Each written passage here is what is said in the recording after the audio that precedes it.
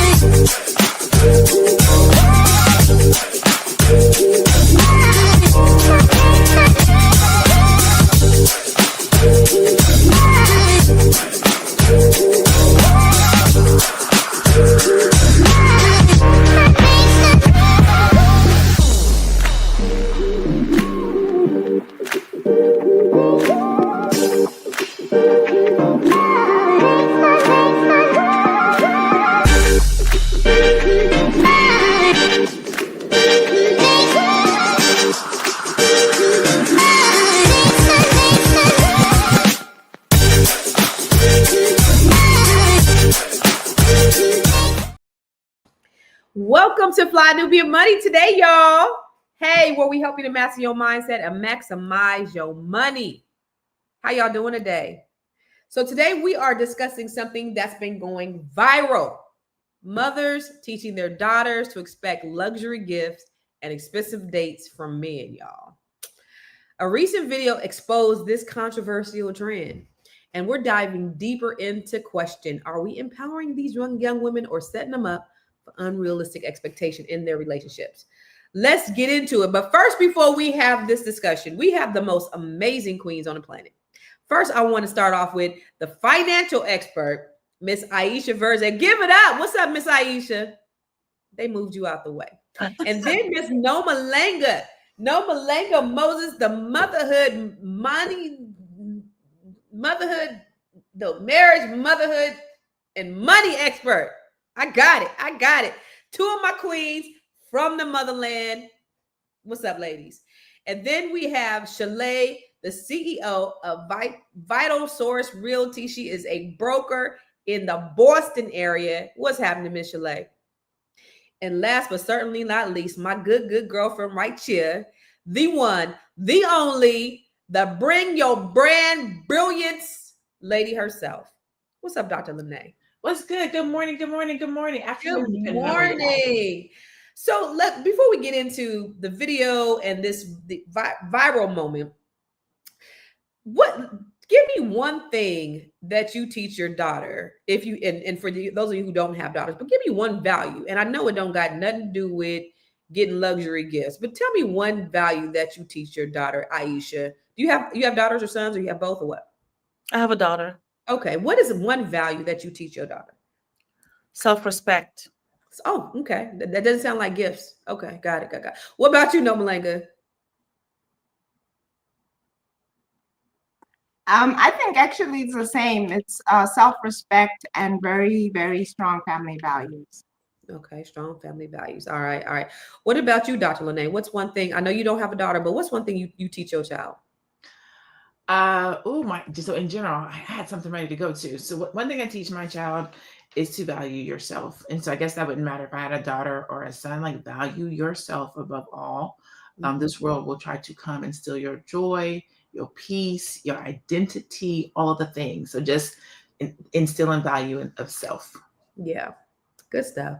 All right. What about you, Shalaye? What is one thing you teach your daughter? I know you have two daughters, right? I have two daughters, yes, and definitely self-respect, self-worth, but also you can do hard things and keep trying and never give up. Okay. So there seems to be a general consensus, general thing going on here about self-respect, self-worth, believing in yourself. So do you think that a woman encouraging her daughter to seek luxury gifts and $500 dates is promoting the self-respect? Wow. Oh, wait, executive producer said, what about you, Constance? What do you teach your daughter? I teach her she is all the things, that she is everything that she wants to be, that she is the absolute shit and can't nobody take it away from her. That's what I teach her. But so what do you think? Do you think, and it's funny, let me tell you, because my daughter did say the other day, I think it was just yesterday, she was like, Mom, I'm doing it wrong. She said, all these people got these men buying stuff for them. They getting their rent paid. And I don't got a man doing that for me. She's like, I got that from you because you pay for everything. Now I don't get nobody paying for me. I said, baby girl, you don't need nobody to pay for everything. Don't even worry about it. So I think that was funny. This is actually kind of timely. But does that, for all of you or any of you, can you see a form of self-respect in asking your daughter or telling your daughter to require this from men? I think it's super dangerous. I think it's a very dangerous standard to set, that she should expect expensive and luxury gifts, because in exchange for what? Whenever someone is doing that type of thing, that's a transaction. Okay. And if you're teaching your daughter that she needs to expect these things, then you also need to be teaching her that it's a transaction, and that other party is going to expect a withdrawal at some point. Oh, what you giving for what you getting? What is you giving for what you getting? All right, ladies. So let's take a look at this video that inspired this topic today. Women exposing mothers with teenage daughters that are still in high school. Stop brainwashing your daughter to believe that these young boys they're dating, who are also still in high school and also still being taken care of by their parents, are responsible to make sure that your daughter experiences things that you've never exposed her to as her parent. Yeah, you've never paid $400 and $500 for her plate. You've never taken her shopping at any luxury department stores. So how is this a requirement for anybody? That's your duty as a parent to expose your child to what you want them to be exposed to. Are we using our brains anymore? In high school, the only requirement you should have as a young woman in dating should be, if that young man respects himself and respects you, fill him out and see what his goals and visions are for his life. See if he comes from a good family, and most definitely see if he got a good mother. Do you know how golden it is as a young woman to date a man that has a good mother? That's golden. So mothers, there's a lot of things we can tell our daughters to have in place as a requirement when dating in high school, but food and materials shouldn't be it. That's your job. So stop trying to push it off on other people. That last part. Teaching her to be financially independent is extremely important. So let me ask you, ladies, this. What do you think? What's the difference between like teaching standards, basic standards, and teaching a young lady to be entitled? I'll ask you, Dr. LaNee. I'm waiting to hear Noma's response, so I don't want to step on her toes. So this is what I would want to say is, this is such a good conversation. I think that there is a balance, right? I think that sometimes I do believe that we raise our daughters and nurture our sons, right? And so I think that there is a medium space of teaching financial independence and teaching being able to take care of yourself, but also understanding that there's a covenant that a man should give you. I think that we have raised our daughters to be too strong, to be too financially independent, to be too much of a provider, that they don't now know how to let a man come in and provide covenant. But so I think that there's a balance that we have to start teaching our daughters, so that they're not so strong that they're like, I can do it by myself. I got it. I don't need you. But also, if you don't have a man, you should be able to take care of yourself. Okay. So I'm glad that you said that. And I'm glad that you brought up Noma, because Noma said there are many options if my man don't got money, and I am not one of them. And so is that what you also teach your daughter to do? I'm interested in seeing what your opinion on that, the entitlement versus, expectation. So can we first establish the fact that a lot of us come from broken homes, and by us, I mean Black people, okay? So you should, as a young woman, you should never be entirely financially independent. You're supposed to go from being dependent on your father financially to then having a husband whose priority it is to be a provider. Now, the father will set the standard in terms of what a young woman should expect.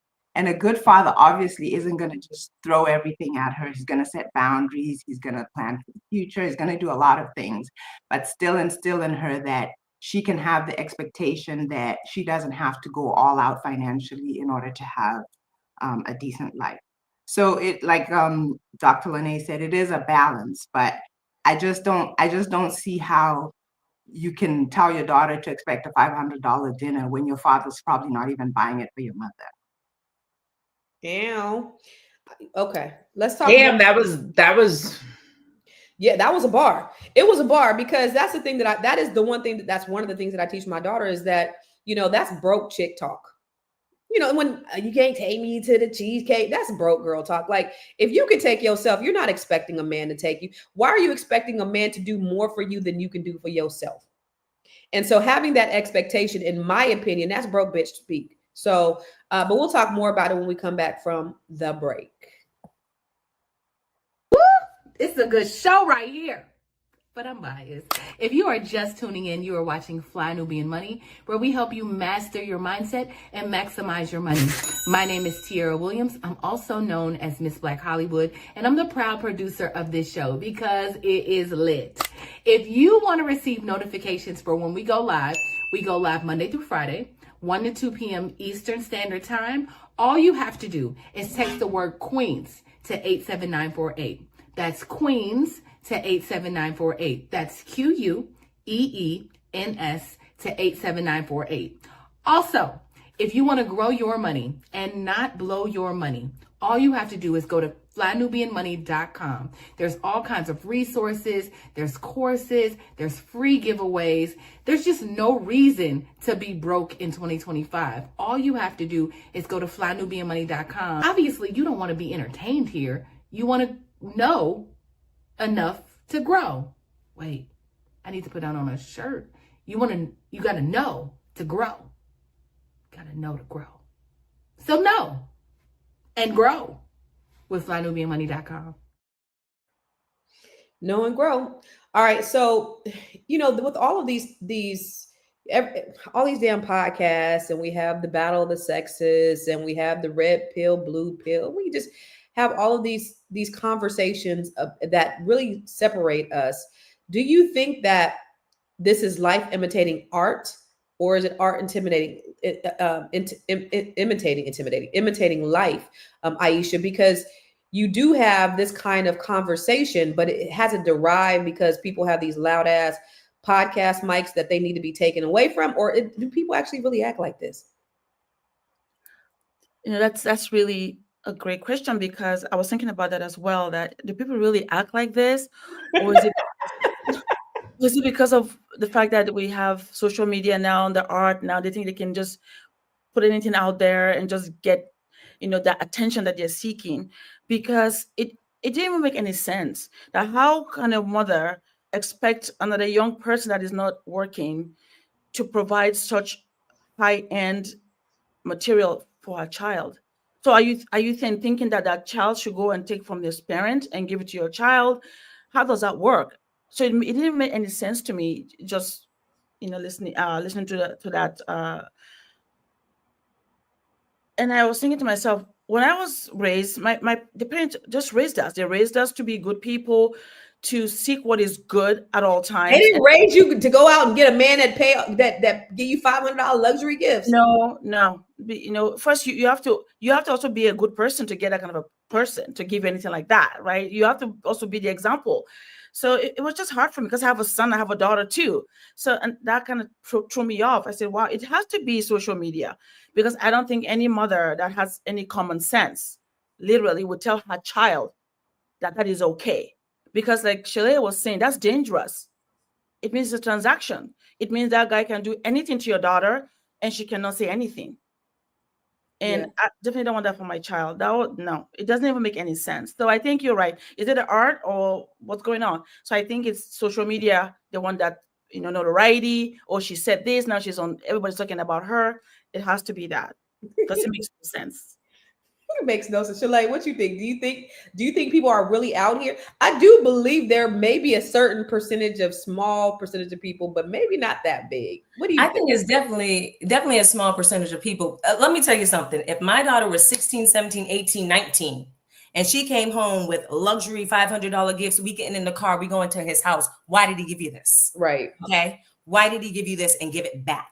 Yeah. Okay. Because you don't owe him anything. First of all, let me calm down. It's just like, I'm like, really? And I didn't realize we're talking about young people. We're not even talking about a man, a fully developed man and a fully developed woman. We're talking about kids in high school. Like, what? But the thing is, it's like, again, What are we teaching our kids? This is like the equivalent to me to someone who goes out and they have to wear labels all the time. And it's got to be this and Versace and it's got to show and the logos have to show. This is a self-worth issue. This is a self-worth issue because nowhere in the conversation am I hearing that this woman is like, this man needs to respect you. He needs to adore you. He needs to be devoted to you. He needs to be committed to you. And he's not even a man. We're talking about a boy. But even on the aspect of talking about another man, even me, if I'm dating a man and he starts trying to give me a whole bunch of gifts, bye. What are you giving me gifts for? For what? It's different if you have a man who's coming with all of the other things that sustain a relationship and then he wants to give to you. Absolutely. Then I can receive that. But I can't just receive gifts for no reason because what is your angle? What is it that you want? Do you want me or do you want to siphon from me? Nah, not doing it. It's a type of grooming. Yeah. It's a type of grooming on both parties. As a young lady, right, you're being groomed that love comes in the form of money and what you can do for me. As a young man, you're being groomed that in order for me to show my love, I have to buy it. So it's grooming on both sides. It don't even have to be love. I can just get what I want by giving. Or even that. Yeah. If I give you this, you should give me that. So it's grooming on both sides. And I think that that's the destructive part, especially when we're talking about Black love and the dynamics of how we raise our children and what comes next for family. It's a dangerous slope, especially we're already having these issues in our community. And when you start talking about generational curses and what we pass down, this is the type of mess we're passing down to our children. And I do believe it's social media because we weren't having these nonsensical. It's social media. Somebody gets on social media and is flaunting this stupid crap. And then people who are not, let me parse my words. People who are not in tune and not aware and not self-aware and don't have self-worth will jump on that and be like, oh, well, that's the way somebody shows love because they haven't done the inner work or they're not mature enough to even know what that is. It's crazy.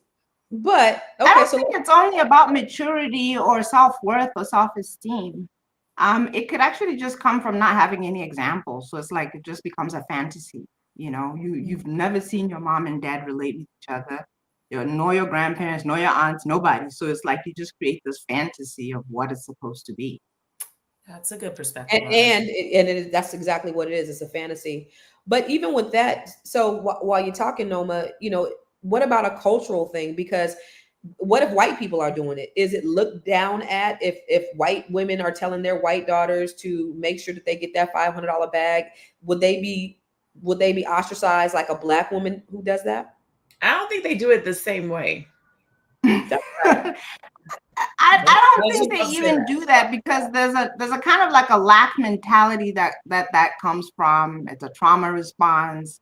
And collectively, as much as I hate to say it, white people don't have the same experience in terms of collective trauma as much as Black people do. Yeah. So they just don't have that thing of, don't you, there's that stereotype of the deadbeat Black daddy, so don't let no deadbeats in here. He better buy you this, he better do that. And again, it's all fantasy because a normal father isn't expected to do that for his daughter. A normal husband is not expected to do that. Or even a boyfriend is not expected to do that for their girlfriend. Nobody's expected to do that. So it's all fantasy. It's broke bitch talk. That's it. I think that the conversations are different. It's different teaching your daughter who is coming of age and in that stage where she's dating and looking at relationships to say, hey, you want to be looking at a man who can provide when you have children. That's different than the conversation we're having about, oh, let him give you some $500 and some bags and take you out to whatever, make sure it's not Red Lobster. Those are totally different conversations. I just picture the mom that's telling her this. Y'all probably don't remember, it's probably before y'all's time, but y'all remember the cartoon Bebe Kids? Remember the ex, she had the little biker shorts on, her stomach was hanging over, she had the little pouch on, and she was just hella ghetto. That's why I imagine telling her kids some silly ass shit like that. Girl, get your bag, and she ain't got a pot to piss in or a window to throw it out of, but she telling her daughter to get that $500 bag and expect all these luxury gifts. Anyway, let's go to the next video so we can have some more context to the conversation.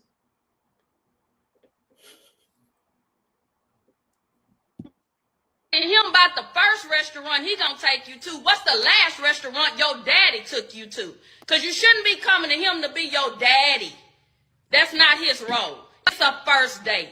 Our second question is, have you ever been anywhere? Where do you take yourself? Let me see your checkbook registry. Let me log into your bank account and see what you feed yourself. A lady is gonna be there for the purpose of what it's for. She's not looking for food because she's hungry that she can't afford so she can take it to go and get a doggy bag. I'm going to wrap this up to go. Why? You ain't going to have food tomorrow? It don't need to be a steakhouse. We don't even know if you work a steak. So, ma'am, you don't have to check her checkbook registry. Not the checkbook registry. I ain't seen the checkbook registry in years. Yo, hungry? She just took me out. I love her. I love her. That sounds like her energy. one of my sons would let me do that. One of them, not all of them, but then one of them would come to me and be like, "Mom," and he would let me rant just like that, and he was standing behind me doing that shit too. So, would you allow, or so let's I already know the answer, so I don't even know. I don't even want to ask you that question if you would allow your son to do some dumb shit like that. However, what is the lessons that you are instilling in your boys about what it means to date and court young women? And I'll start with you, Noma. You see, it's just a generic thing about respect. You know, respect yourself, self-respect, and understand that when you step out of this house or anywhere really, you're representing your family. So it's just about the posture that you have about treating yourself with respect, treating others with respect. It's a general thing, whether you're a girl or you're a boy. And certainly we do have to have conversations with our boys about not being taken advantage of. And recently I also have to have conversations with our boys about not taking advantage of girls, because there is a new breed of losers who will, try to take advantage of a woman financially. So that conversation is also on the table. Okay. So I want to ask all of you guys that about, some of the values that you are instilling in your boys. And because I want people to know, what is proper, what is appropriate, what should we be instilling in our sons? How do we raise good men? Because people may not know. One thing I do know is that some people don't know just basic shit. And you would be surprised about the mentality of some people who just don't know. And you just thinking they stupid, but sometimes they just don't know. So I want to ask you guys all that question when we come back from the break. I know you're busy, you got things to do, and you can't take us on the go with you every single day. Good news for you. We are now on Spotify. So if you can't watch us, now you can listen to us on Spotify. Search Fly Nubian Money, and all the episodes shall appear. All you have to do is like, subscribe, leave a 5-star rating, leave some comments, tell people how you love us, so that when other people come along and are looking for a great show to watch, they can find Fly Nubian Money too. One last thing, and just in case you've been sitting under a rock, Fly Nubian Money now has an investment club. We are the Fly Nubian Money Club. It's easy. All you have to do is go to flynubianmoneyclub.com, and I am committed to bringing in top experts from all industries to help you level up. They're teaching us the skills that we need to compete in this market. We often say that nobody is coming to save us, not the government, but guess what? We're coming to save us. I'm coming to save you with the Fly Nubian Money Club. So listen, all you have to do again is go to flynubianmoneyclub.com. We have a 30-day free trial set up just for you, just for those people that are struggling. Even if you ain't struggling, you ain't got to struggle. I'm coming. Okay, let me stop playing. I'll see you soon. So you know what? I thank you guys for answering, because I do want you guys to answer that same question. Some of you said, Cloteria said, respect is key. Learn how to woo yourself, treat yourself so that you will know how others should treat you. Jennifer said, stop teaching young boys that their mother is the only woman that they should respect. That's crazy. Don't respect nobody but me. Like, what? What are you raising? CY said, respect oneself as well. Take time to get to know young ladies. Talk to them, find out about their family. I love that. And Anonymous, you always bring the dumb shit, but you said women can't teach men how to deal with women. Only men can teach men how to deal with women. Dumb shit. But I love what Sophia said. She said, my mom was a kept woman and my dad took care of her till the day he died. And afterwards, and I'm 63, he's still taking care of me and my sister. So I have a high standard for a man to approach me. Clock that. I love it. That's what a man is. So going to the rest of you, I know that you don't have, I know you don't have any sons, Shalaye, but what is a value I'll say that you should expect, that your girl should expect from a man? That women are not commodities to be bought and sold. I think there's, and this is a thing that has been prevalent throughout history, right? Since the patriarchy or whatever, right? That men, there's a certain percentage of men who believe that they can buy and sell women. I mean, it's the whole pimp mentality. And women are not commodities. So when you engage in that commoditization, again, like you're teaching them that there's no need for connection. They don't have to have a connection with you. They don't have to respect you. They don't have to love you. They don't have to commit to you. They can just give you things, and you're stupid enough to just take that, and that's all that you're worth. So I think that definitely I teach my daughters, like, you are not a commodity. You are a unique being, and you deserve respect and true love and all of that. I love that. Not commodities. You are not a commodity, sis. I love that. All right. What about you, Aisha? Yeah, for me, I believe that for my son especially, his examples come from my husband. They say it is the way my husband treats me that he's watching, because kids, they learn by also watching. They see what's happening, and that's how they now internalize that and go out and do the same. So he's definitely watching my husband as the leader of the family, spiritually and emotionally, and just take care of our family and the provider. And he sees my husband do that day in, day out.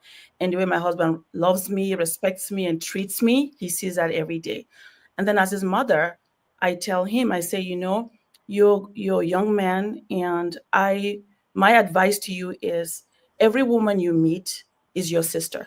Literally, you have to respect her like your sister. Treat her like your sister, because she's not somebody you play like your toy, or you do your experiment on. I say she is not. She is made by God in God's image, and it's your duty to respect her like your sister, period. And then when you find somebody that you want to be with long term, now that's a different story. But until that time, you treat them with respect. You really step up and make sure you take care like you do for your sister. And that's how I'm always raising my son and talking to him and just reminding him of who he is. And he sees it. My husband does that every day, takes care of me and our daughter. He sees the way he steps in every time. So that's how I'm raising him to be a man of virtue, and a man that also respects himself and carries the family name well. How old are your kids? My son is 18. He just turned 18. And she is 13. Okay. You still have young ones. Okay. So Dr. LaNee, what do you teach your son? And give us like examples. I'm sorry, I was clearing my throat. What was the question? I said, what are you teaching your son about how to treat women? And just give us some examples of that. So I'm going to be real honest. I have one child, a son, and I overprotected and overindulged on him when he was younger, out of guilt. We moved from California to Arizona, so his dad wasn't there. And so I did way more than I could have, way more than I should have, let's say that. And so it wasn't until he was probably about 16, 17, 18, where I started to be like, okay, you need to get out and do the gas. You need to do this. You need to do that. So today's his birthday, he just turned 25 today.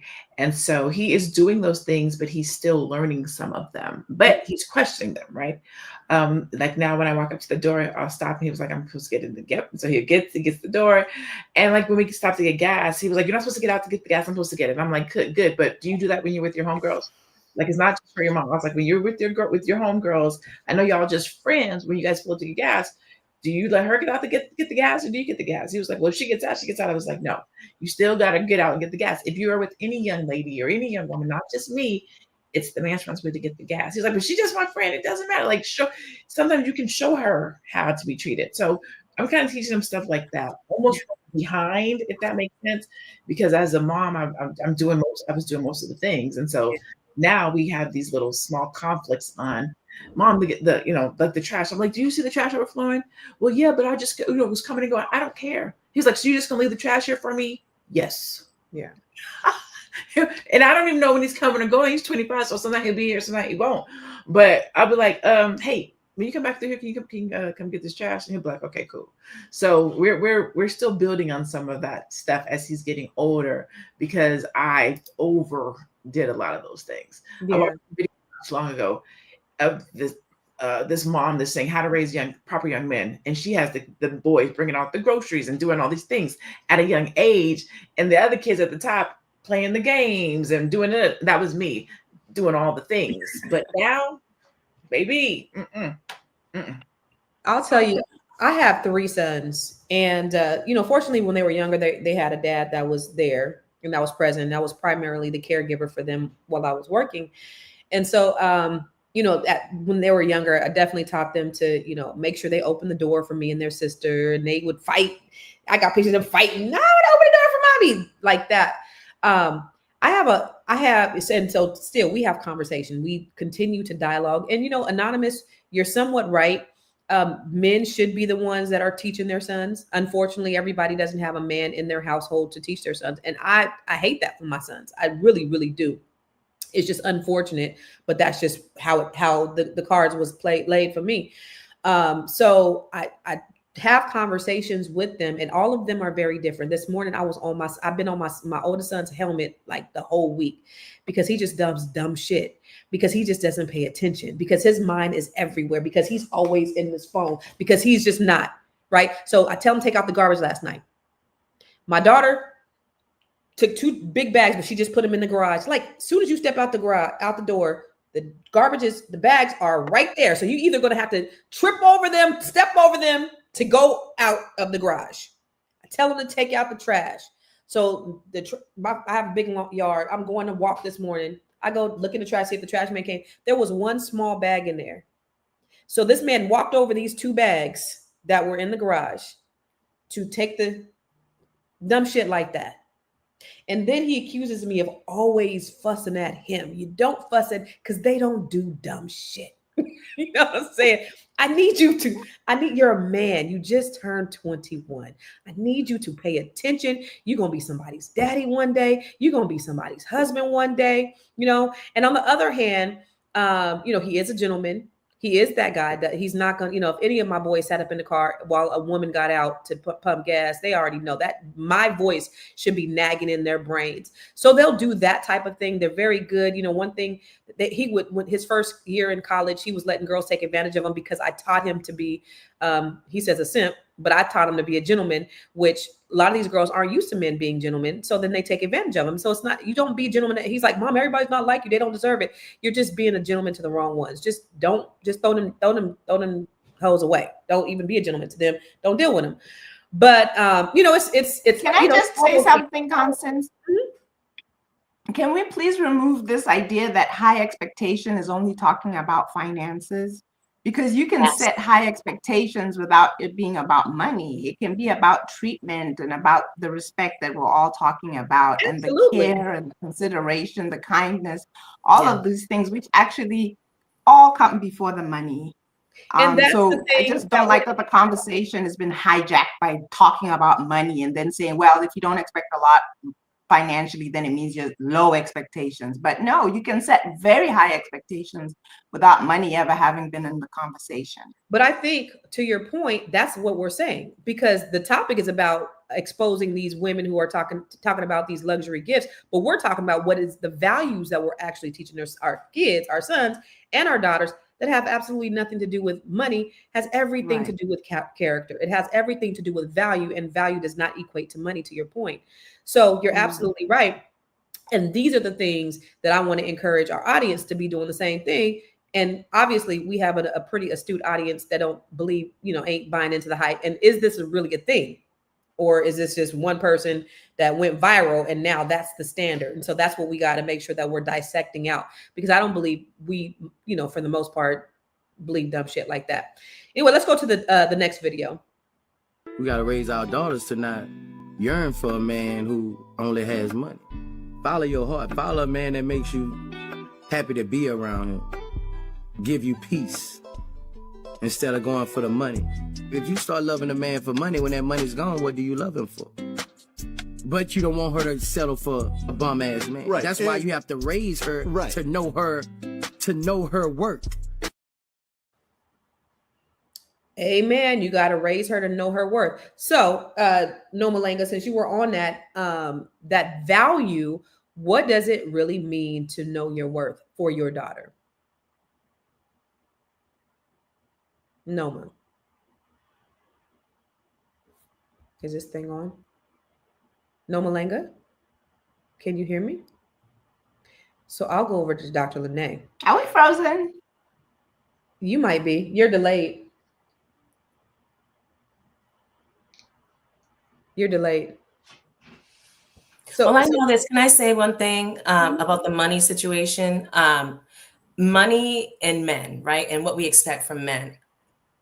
It's important that our girls and us as women know that financial provision is just, it should be a natural progression. It should be something that a man naturally wants to do for you when he really loves you.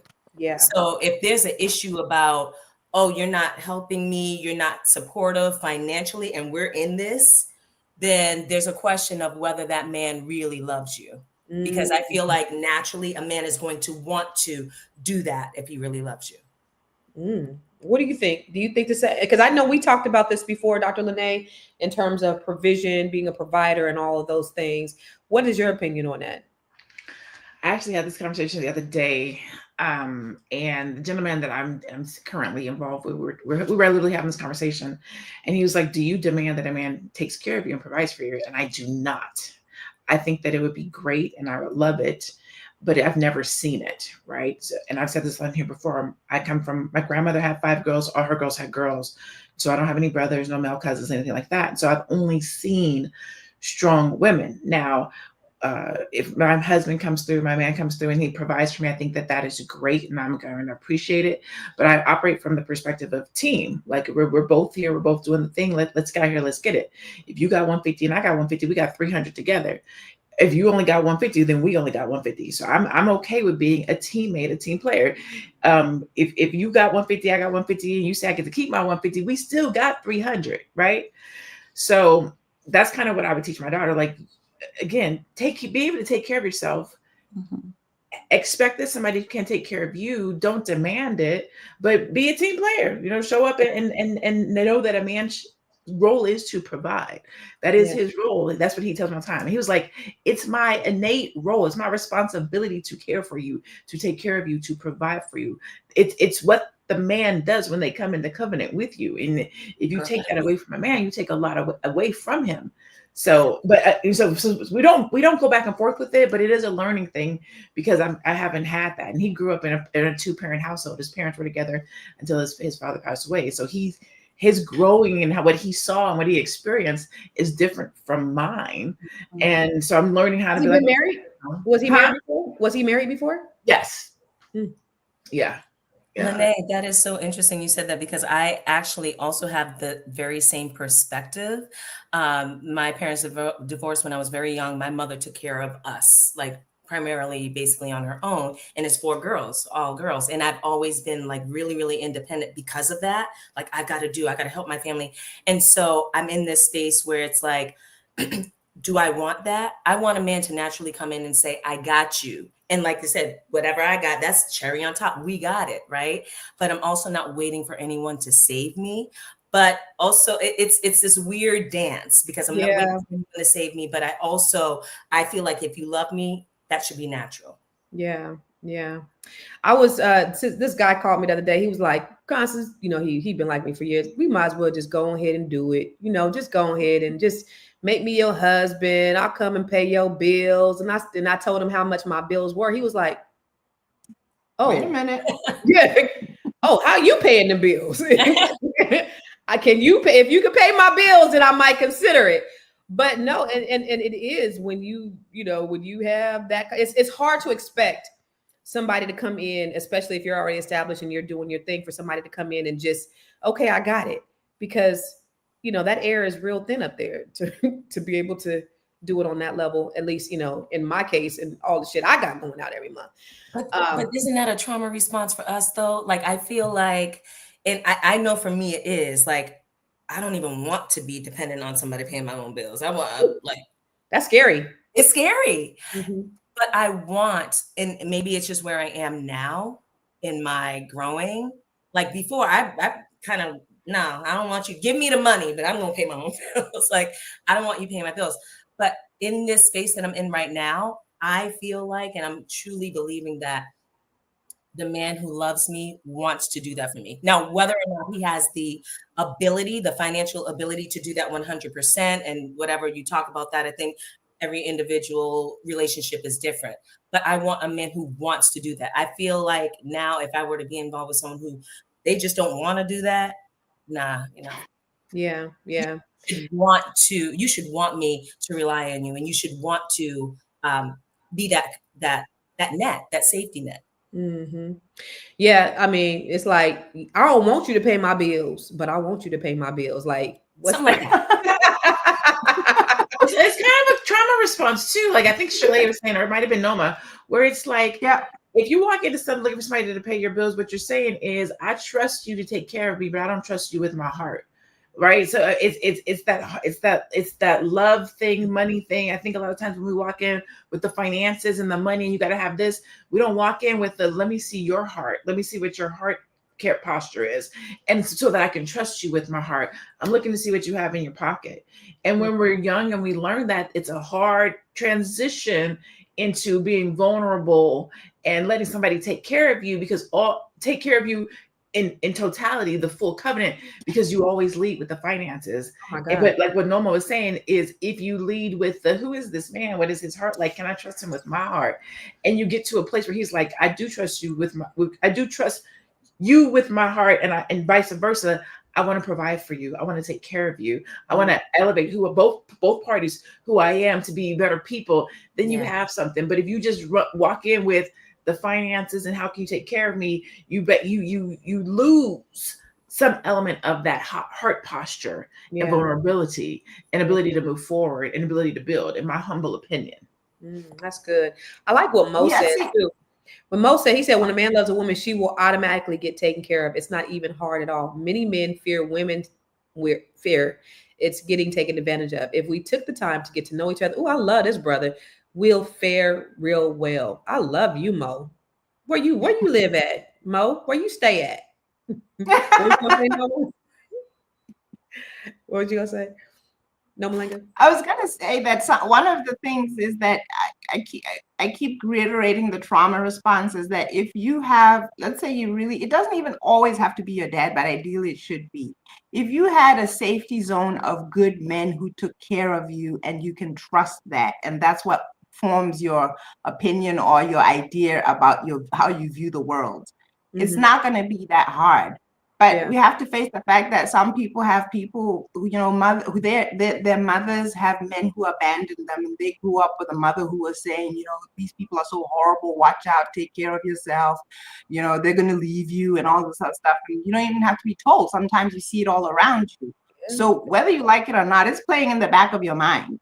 And when you think of somebody like somebody doing it all and you have no control, oh my goodness, that is scary. It's still scary, even if you have a foundation. But you see, like, I know it's easy for me to say this. My dad was my hero.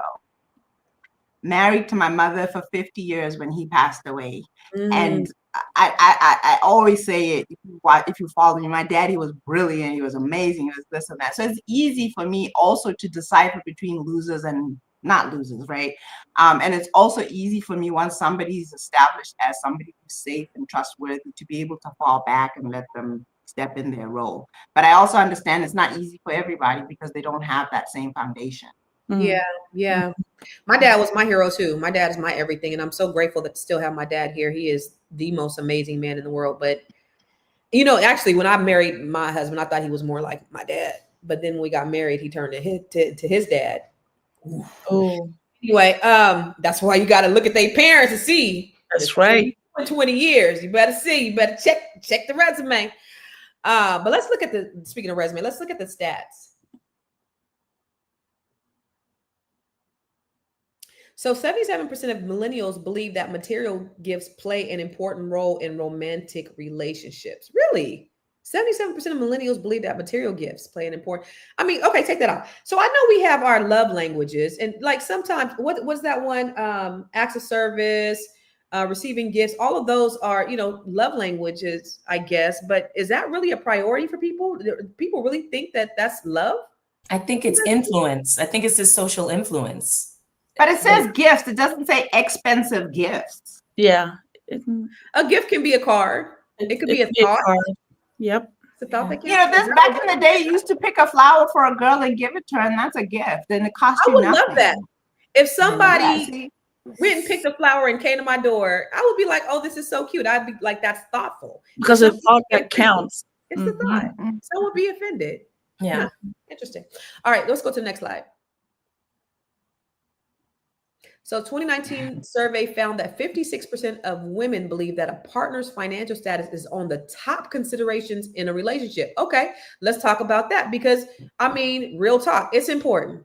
I mean, you don't want to be living on a park bench. So is their financial status important? Aisha, is that something that you would say for your daughter, a man's financial status is important for her? Yes, it is. And even the way I was raised, my dad provided for my mom. We saw it all growing up, all our lives. So I expected that whoever I was going to marry would do the same for me. I didn't expect to be the one going out there and providing for my husband. No, you know what I mean? But now that I'm older, of course, there's a balance, which, it's normal as you marry someone, things change. But I believe 100% that their financial standing doesn't have to be a wealthy person, but should be able to provide for you, and so that you can have a place to stay and just take care of your basic needs. Even if we have to maybe support you and stay in a place before you continue on your own, but that person has to be able to have that foresight that my goal is to take care of you and provide for the family. It shouldn't be where you're not sure where your next meal will come from or where you're going to stay. No, it shouldn't be like that. It should be something that is set. So you marry a man that is ready to be a husband, not boom. Yeah. Wait. That was a bar. Say that one more time. Marry a man that is ready to be a husband. That is ready to be a husband. Marry a man that is ready to be a husband. Then you don't have to worry about all that other shit. So for you, Dr. LaNee, for your son preparing to be somebody's husband, does his financial status matter? Oh, absolutely. You should be able to provide for yourself and others, right? Now, I think quality of life is important, right? So somebody who's making or equally yoked, right? So 50,000 to 50,000, 150,000, 150,000. I think if you're doing, let's say 75,000, then like I need somebody to make 300,000. May or may not be a stretch. I think we have to be realistic in some of these things. I think we can want more, but I do think it comes. I think what happens is when we start being outlandish with certain things, right? I like what I think it was Noma, or I think it was Noma who said, "You've never even seen this thing. You've never experienced this thing. You've never had this thing." Not to say that you can't, but I think where the problem comes in is where we require or demand, right? I think you can have the high expectation and whatnot, but if you have a nice young man or nice young lady who's doing well in life and they can provide for you and they're doing good and you come together and you build. I think the issue is in demanding. So I would tell my son, do good work, strive to be the best that you can, strive to excel, don't settle, don't become content. Make sure that you can take care of a wife and children, but also make sure that you pick a partner that wants to build with you. Yeah. And by build, I don't mean she got to get out here and get a job, but she needs to be able to take care of the home. She needs to be able to multiply. She needs to be able to take what you have and help you to go to higher levels. Maybe you have a concept and an idea. She can speak life over it and work at the business from home while you go to work. But just somebody that's a partner who's not just going to sit and let you do all the work and just sit and let you do nothing. And by do all the work, I mean, women, what a woman brings to a relationship is multifaceted. Whether it's speaking life over you, taking care of the home, helping you to run the business, knowledge. There's a variety of different things that we do when we show up as women. just make sure she's not somebody that's just taking from you and subtracting from you. That part. What about you, Shalaye? What do you think? Do you think that money is important? I definitely think that money is important because we all need to survive. And I think that the instinct comes from a biological place of we need to survive. And as women, we are vulnerable to certain things because we are the ones who have the babies and have to take care of the babies. So that is a large part instinctually that I think that goes into this. It's like LaNee was saying, when we take it to the full out extent, okay, we on 20 with it, and you want things that you're not able, I think it's okay to want things that you're not able to provide for yourself. You want new experiences, that's okay. But to demand them and make that be the bar for whether or not someone loves you or whether or not you should be in a relationship with them, I think that is totally just ignorant and stupid. Yeah. Good. What about you, Nomalanga? Did you hear the question? Does money matter when it comes to, Yeah, it absolutely matters. There's a baseline. There's even a baseline in terms of our happiness. Apparently you have to have certain things before it stops mattering how much you have. So until you fall below a certain point in terms of, do you have a roof over your head? Do you have food to eat? And just basic necessities. So there is a baseline. The other end of it is that you have to, as a young man, marry a woman who understands that she has to live within your means. Whatever it is that you can provide, she has to learn to live within those means. But she also has the skill and the talent to build you up so that you're always evolving together to the next level and the next level, as opposed to some skank who comes in, has never seen shrimp and lobster and is demanding it from somebody. It just doesn't make any sense to me. But there has to be that willingness to understand that, okay, we're starting here, but we want to evolve and grow together. How she contributes to that obviously is a vast, like LaNee said, there's so many things that a woman brings to the table. And sometimes it can be financially, but absolutely, money, no, you can't just pretend like money's not important, because it is. Money I have a question for Constance based on what Noma just said. Well, first, let me preface it with this. I think that this is why it's important that you find a mate when you're young and somebody that you can build with. Let me preface what I'm about to ask Constance with that. Constance, if you meet a man today, can you live within his means? No. Would anybody? I couldn't either. Like, even if I met like the dopest dude today, and I make what I make, and he makes like 250,000, we couldn't live off of his 250,000. No, that's why I'd still make money. Yeah. Yeah, I mean, what am I going to do? Am I going to hamper my lifestyle to be with a man? I'm not going to do that. But he's not disqualified from being my man because he makes a certain amount of money. But I'm not going to like downgrade my lifestyle. Who does that? So I think the expectation is that what y'all tell me, because I don't know. Is that what they expected? I'm curious. I don't know. I was getting Noma, and then I was like, wait a minute. She said, well, hold on. So it does get complicated as we get older. Yep, that's right. Then I was like, it gets complicated. But I think it's when you're younger. Complicated. Yeah. Say it again, Noma. I said it gets complicated as we get older. Yeah, because then, we're set in our ways. We've already established our lifestyle and all these other things. But to answer Constance's question, I believe that you should not have your money, how much money you make, obviously sometimes is self-evident. If he walks into a huge house and you're driving a fancy car, that kind of already tells him, no matter how hard you try not to tell him, right? So there is that element of kind of being equally yoked. But like, if you're high income and he's high income, but your income is higher, then it shouldn't really make that much of a difference. Like I said, if you're used to a certain kind of lifestyle, he should come in at a similar level, so that you're not sacrificing too much to be with him, because that'll also just make you unhappy. Right, because it's the expectation that he's supposed to come in and take care of me at 50 years old. Because I don't think that's a realistic expectation. Now we can kind of merge our lifestyles together, and we could still like do the things, but he has to have at least an amount of money to where he's able to be flexible in certain things. But I don't think I expect a man to come in and pay my bills. I mean, if you say you want to come pay my bills, okay, well, here's what they are. Can you do it? If not, okay, then there's, we got nothing to talk about. But I just, listen, all of this is very new to me, and I haven't been in a real deal relationship since I've been married. So I haven't had the opportunity to have, to merge lives with anybody else post divorce. So I don't even know what that looks like. So I don't know. So I'm really sincere when I ask y'all, is this what I'm supposed to be looking for? Like, is these I think that's why it's important to talk about it from the age perspective, because because what Norman said was right. It was right. 20 to like 35.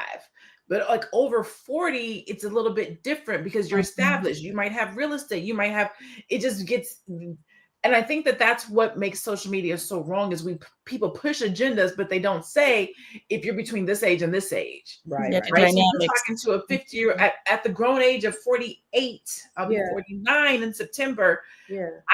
I'm not looking for a man. I'm not looking to match his lifestyle at this age, but in my 30s, maybe early in my 20s and 30s, yes. At this point, we should be building together. We should be comparable so that we can bring our monies together, our lifestyles together, and continue to grow and to build. Yeah. And that's the truth. That is the unadulterated truth. With my boys, it's funny because when I ask my boys, like, what's the dynamic going to be with them and their spouses, they all say she could work if she wants to, but I'll be the one taking care of the house financially, which I thought was interesting because they didn't see that growing up. Mm-hmm. And I'm so glad because I never wanted that for them. I don't want them to be dependent upon a woman. But I just thought that was interesting that they're all like, nope, I'll be the one. She can work. That'll be extra, but no, it's going to be me, which big relief, that they're not going to go out there, just freeloading on nobody. Not saying that their dad did, but I just don't want them to do that. But let's do this. Let's go to our final thoughts. And let me ask you all this. If you can give one piece of advice to a young woman, might be your daughter, but just to pour into like a young woman who is just at that age where they are trying to make a decision, a life decision with a partner, what is one thing that you would want to say to them? And I'll start with you, Aisha. The one thing I will say to them is, be the person as well that you expect other people to be to you. If you want somebody that's going to provide food, give you something, be ready to also give them something, right? So that'll be my advice, really. Be the person as well that you want somebody else to be to you, right? And my final thought is, love is hard when you meet somebody and you're trying to give them something or you want to get something from them. But I think if it's genuine, if I'm giving somebody a genuine gift because I love them and I care about them, it shouldn't matter whether it's a luxurious gift or it's an inexpensive gift, because it's a thought that counts. So I hope that is what we take away from here today, that it's not about the size of it, but it's a thought that counts. And if you're looking to understand money, how money works, protect what you have and transfer your wealth properly, I'm on the Black Business School and also at AishaVerzi.com. You can find me there. Thank you. I'm sorry. I was reading these comments. Anonymous said this. That's why women ain't supposed to be making money. What kind of shit is that, Anonymous? This man is out of his mind. Barefoot, pregnant, and in cages. I guess.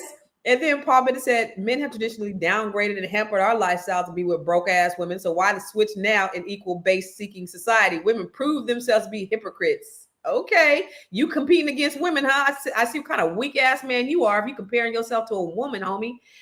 All right. I love what Double A said, though. She said, why society, where is that? Where she said, why are we pushing marriage so hard when we have such a high divorce rate? That's what Double A said. Why does society still push marriage so hard given the high divorce rates?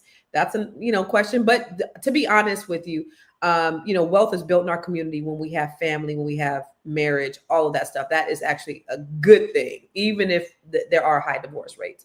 So anyway, I'm sorry. I was just looking at them comments and I had to address crazy ass Anonymous with his crazy ass bullshit. All right, Shalaye. What is your final thought? What is one thing that a piece of advice that you would give to a young woman watching this who wants to make a life decision? You guys, I have so many thoughts, but okay. So let me say, this is a varied subject, okay? And I think that we need to be teaching our daughters and just teaching ourselves, reteaching ourselves, reprogramming ourselves, that money isn't everything, but it is something, and we need it to survive. And it is a tool, and we can't be with men who are lazy, period, okay? So, love isn't measured by luxury gifts and material things. And what are we teaching our daughters? We should be teaching our daughters that love is respect, love is trust, love is devotion, love is commitment, love is those things. And love is also reciprocal. So if a man is giving to you, you also need to be giving to him. But those are different things sometimes that we give to each other. I think that we disempower our girls when we teach them to expect gifts as proof of affection, because that is not proof at all. A man can give you so many gifts and can't stand your guts and hate you, and he's just siphoning from you. So we need to be careful of not teaching our girls and empowering them, not teaching them that it's all about material things. Someone who loves you deeply, like I said before, wants to come in and wants to provide for you and wants to be that source of provision in all ways, in financial ways, emotional, spiritual, and everything like that. What I would say, we need to be thinking really, really, really thinking really hard about what is your purpose together. Mhm. Like, if we're building together, what is it that I'm going to receive in my life that I could not receive without you? And what is it that you're going to receive in your life that you could not receive without me? So I really think that we just need to be looking at, is this someone I can build with? Do we have similar values? All the money stuff should come at a time when it's appropriate, but we need to raise our girls to know their worth and not be dependent on this type of mentality around financial gifts. If you want to take your financial gifts and invest it into real estate, I say you do that, and you do that as soon as possible. I can help you do that, okay? I can help you buy or sell real estate in any state in the United States and Canada. Reach out to me, Shalaye Camilla, on Instagram. You can reach me on my website, Vital Source Realty, and let's help you get that first, second, or third house. Let's go. Invest. Get your investment portfolio together in Boston. Good Boston shit. and everywhere. Oh, and everywhere. Boston. Boston and everywhere. See how I said the Boston, like I'm from the East Coast and like I'm from Boston. Dr. LaNee, what is one thing? I'm about to be super quick. I'm gonna be so quick. She ain't even. I was gonna say she ain't even gonna have time to put me on the screen, and that's it. This is it. Let your voice be the loudest voice. That's it. That's all. As a young person, even as a grown-up, we turn to everybody else and listening to what everybody else got to say. We're looking at the social media, we're looking at the TV, we're listening to our friends that ain't had no relationship, listening to our broke homegirl that ain't had a man since, and let your voice be the loudest voice. You know right from wrong. You know what you're supposed to do, what you're not supposed to do. You know how you feel. Roll with that. Trust yourself. If your parent is telling you something that you don't agree with, or you see how your parent is living and they ain't even getting $500 dinners, whatever, then don't trust it. Trust you. Trust you. If I had trusted myself more growing up and not listened to the people around me, life would have been differently. So just let your voice be the loudest voice. Stop bringing other people into your relationship, asking for other people's advice. I'm Dr. LaNee Javette, brand your brilliant strategist. Vision execution strategist. That's my new little moniker right there. Basically, what I do is I help Black service-based entrepreneurs to execute on their vision with a brilliant strategy. Yes. I love it, Dr. LaNee. Here's what I got to say about this whole topic, that there is nothing wrong with luxury. I want everybody to have luxury. There's nothing wrong with having high standards, because we all should have high standards. But let's really be honest and let's be clear, because real empowerment is not just something that somebody can buy you. It's about what you can build for yourself. So if we teach our daughters to expect gifts, let's also teach them to be the gift. Let's teach them to walk in purpose. Let's teach them to carry themselves and love themselves and honor themselves, so that when they meet somebody, they'll do the same thing. And it has nothing to do with what's in their pocketbook. The real flex is not a Chanel bag. It's your self-worth, ladies. That's what we need to be teaching our daughters. Don't teach them about that other bullshit. Okay. So who am I? I'm Constance Carter. You can find me everywhere. I am Constance Carter. I am doing a training for people who have an idea, a business idea. It's called Think, Build, Monetize. It's a free training on Friday, 11 a.m. Eastern, 8 a.m. Pacific. you guys come check me out. If you have an idea that you want to bring to life, I'm going to help you in this hour-long training. It's absolutely free. So I'm going to take you from the thought to actually manifesting to monetizing your business idea. So we're going to talk about that on Friday. Go to thinkbuildmonetize.com. Go to thinkbuildmonetize.com. So ladies, y'all, that was an insightful conversation today, from examining how these luxury gift expectations influence relationships to discussing how we can create healthier dating standards. We've touched on a lot. So remember, ladies, empowerment comes from knowing your worth, and it doesn't have to be tied to the bag of a gift or a dinner bill. Thanks for joining us. This is Fly Nubian Money, where we help you to master your mindset and maximize your money. And we'll see you tomorrow. Same bat time, same bat channel. Peace.